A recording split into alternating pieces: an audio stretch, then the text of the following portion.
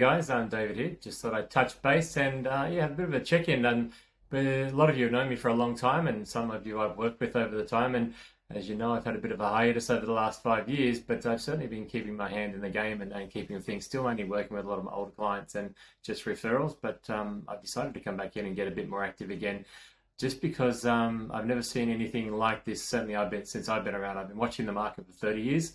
Actively investing for over 20 years and coaching for that time as well. And a lot of the things we traditionally seen and got used to are no longer happening. We've seen regular capital growth cycles between the capital cities. It was very much a demand-driven market where basically supply ran out, demand went up. Too much demand came in, the cycle went down, and we were able to do that really successfully by investing around the country at different times. Sydney at one time, and get in before the market went up, and then we moved to Melbourne before the market went up, and we moved that equity and rolled that equity into a new state. Some of us did in Adelaide as well, using growth and add value strategies. Other of us went to Brisbane, and some of us went to regional areas as well. But over that period of time, a lot of those people were able to build a portfolio of 2, 4, 6, 8, 10 properties and have done very, very well. And now we're sitting in a marketplace where everything in the last 4 to 5 years is nothing that we've seen before. We're now in a supply-driven market. The reality is all those factors around those lockdown years, where it was economic policy, immigration policy, obviously cost in materials, cost in labour, all these things created a massive shortfall in our marketplace, and obviously there was a massive movement of population we've never seen before at the same level of interstate migration from the southern states up to Queensland, while we had no international migration. Now we've got the impact of international migration and a shortage of housing, and so many people came up from the southern states, cashed out with a lot of money, and have now pushed the Brisbane market back that was so undervalued.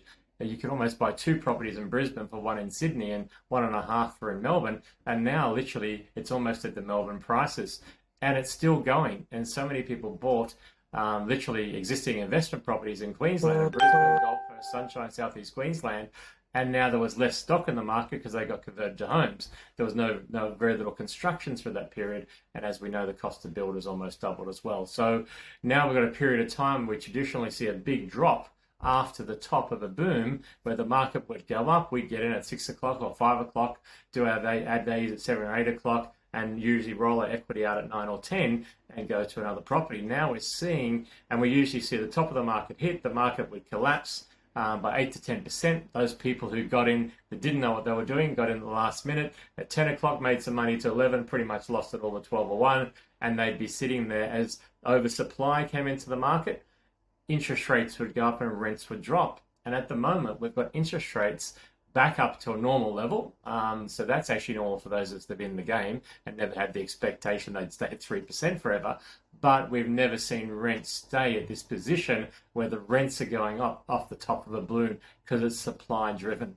So will that keep the market going alone? Well, I've got questions about that, because if you look greater and internationally, you look at economic things, the level of debt, that's not the only factor here. So I'm leaning towards not just hoping for capital growth. I take it if it's there, but I'm still leaning towards cash flow and also making your money when you buy, and some add value strategies. And there's some good options out there I'll talk about in other videos. But welcome to the 2% Club anyway. That's just my little update.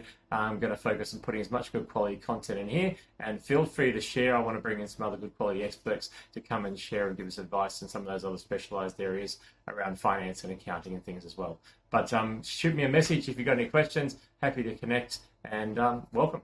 See you soon.